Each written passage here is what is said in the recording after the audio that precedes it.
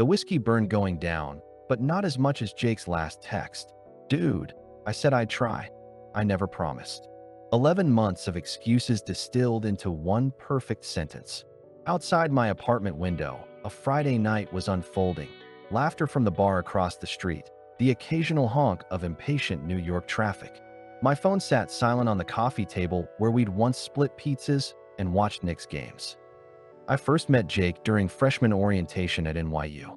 He was the loud one in the back of the lecture hall, cracking jokes that made even the professor smirk. We bonded over cheap beer and cheaper apartments, surviving on ramen and the kind of optimism only 20-year-olds can muster. When my dad died junior year, it was Jake who drove through the night to be there when I got the call. That's why when he showed up at my door last winter with that desperate look I'd only seen once before, I didn't hesitate. That was the thing about Jake. He'd always been terrible with money, but incredible with people. I remembered how in senior year, he'd blown his entire work-study paycheck on a keg party for the dorm, then somehow talked the cafeteria lady into giving him free meals for a week when he was broke. He had that rare gift of making irresponsibility seem charming rather than reckless. We'd been roommates for 3 years in that cockroach-infested walk-up near campus. Jake was the one who'd figured out how to jimmy the thermostat when the super wouldn't fix it, who'd smuggled in a stray cat we named Senator despite our no-pets lease. He'd show up at 3 a.m. with bagels liberated from his night shift at the deli, still warm in their paper sleeves. The Jake I knew would give you his last 20 without hesitation, then somehow magic up another round of drinks when you needed it most. After graduation, things changed like they do for everyone. I took the corporate job uptown. He bounced between bartending gigs and this startup that's gonna be huge, bro. We still met for drinks every few weeks at our old dive bar, where he'd hold court like a minor celebrity, remembering every regular's name and drink order. That's when I first noticed the new watch, the designer sneakers that cost more than our old rent. Perks of the industry, he'd wink when I asked, pouring me a double on the house. There were signs if I'd wanted to see them. The way he'd suddenly remember an urgent phone call when the check came. The mysterious investors he was always meeting. Once, when we ran into his old girlfriend at a concert, she'd pulled me aside and said, "You know he still owes me for that Coachella ticket, right?" I'd laughed it off. That was just Jake being Jake. But standing in my apartment that winter night, watching him run nervous hands through his hair, still the same messy blonde mop from college, I saw something unfamiliar in his face. The shadows under his eyes weren't just from partying. His nails were bitten down to the quick. This wasn't the same guy who'd talked his way out of a parking ticket by complimenting the officer's haircut. "Man, it's my mom," he said, voice cracking in a way that made my chest tighten. "The insurance won't cover the physical therapy after her hip replacement." He pulled up photos on his phone. Mrs. Callahan in a hospital bed looking 20 years older than the vibrant woman who used to send us care packages of homemade fudge. I've been driving her to appointments in my shitty Civic because she can't afford the medical transport. I thought about all the times Mrs. C had taken me in when my own family drama got too heavy. How she'd pretend not to notice when we snuck beers into her basement, just winking and saying, "You boys stay hydrated." The idea of her suffering while Jake's Instagram showed rooftop bars and brunches made something hot and angry rise in my throat. "$1,200? I asked, already reaching for my checkbook. He nodded, shoulders slumping with relief. "First of every month," I said firmly, "even if it's just $50. Jake grabbed me in a hug that smelled like his same old drugstore cologne and something new, maybe fear. "Swear on Mom," he whispered into my shoulder, and I believed him because the alternative, that the guy who'd held my hair back after my first tequila shots would lie about his sick mother, was unthinkable. That's why when the sushi post appeared 3 days later showing him at a new sushi place in Soho, the kind with $25 hand rolls and a wait list, I laughed instead of worrying. Classic Jake, even in crisis, finding a way to enjoy life. The caption even tagged his mom's account, so obviously things couldn't be that bad. He'd pay me back when he could. He always came through eventually. Spring came and went. My savings account grew thinner while Jake's social media showed weekend trips to the Hamptons, a new Apple Watch, front row seats at a Nets game. Each first of the month brought new variations of the same text. "Next week for sure. Waiting on a client to pay. You know I'm good for it." The turning point came in July.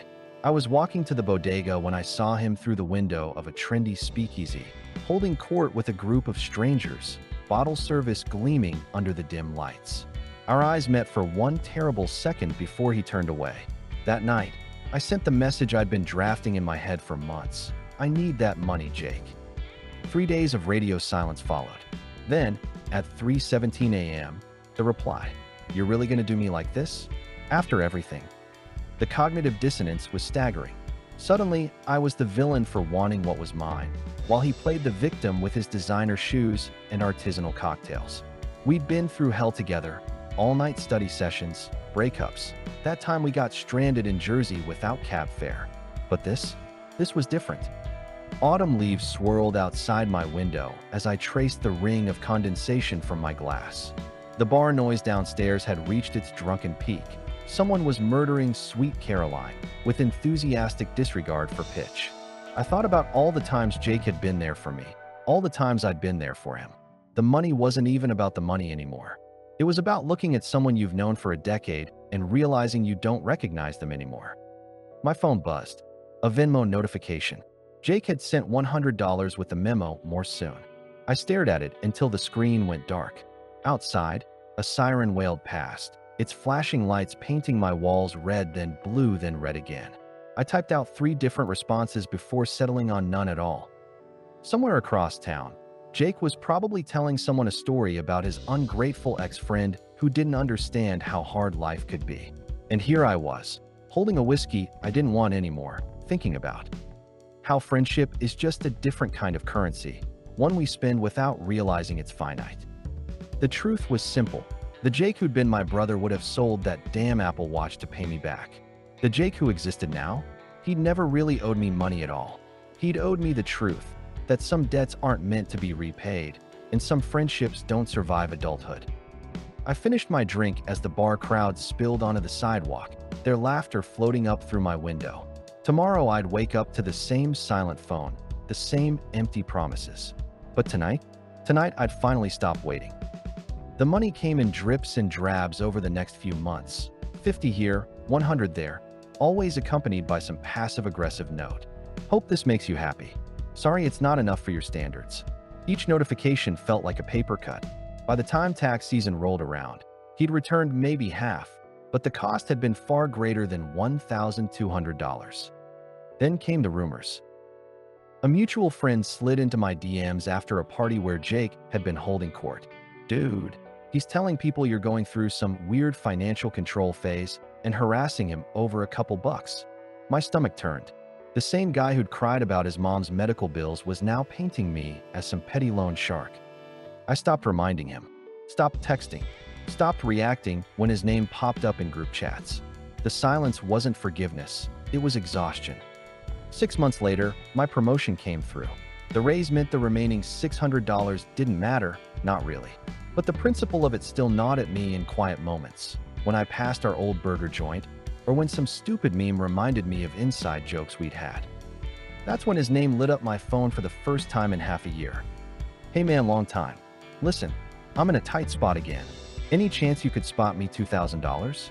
I'll pay you back double by summer, swear on my mom." I stared at the screen, waiting for anger to hit. Instead, I just felt nothing. No rage, no bitterness.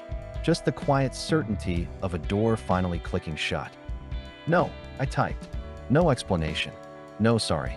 Just the truth, plain and simple. The typing bubbles appeared, disappeared, reappeared. Finally, wow. So that's how it is? After everything. I didn't respond. What was left to say? That friendship shouldn't come with interest? That trust wasn't a line of credit? He wouldn't have understood anyway. The next morning, I woke to sunlight streaming through my curtains. No frantic mental calculations, no resentment simmering under my skin. Just peace. At brunch with my new girlfriend, my phone buzzed. Another Jake text. "Seriously? You're just gonna ghost me over money?" I showed her the message. She laughed around her mimosa. The audacity of mediocre white men should be studied by science. I finally blocked him then, watching his contact vanish like a bad dream upon waking. Somewhere in Brooklyn, Jake was probably telling someone about his crazy ex-friend who changed. Let him. The truth was simple. I hadn't changed. I just finally learned the difference between friendship and exploitation. And that was worth every fucking penny.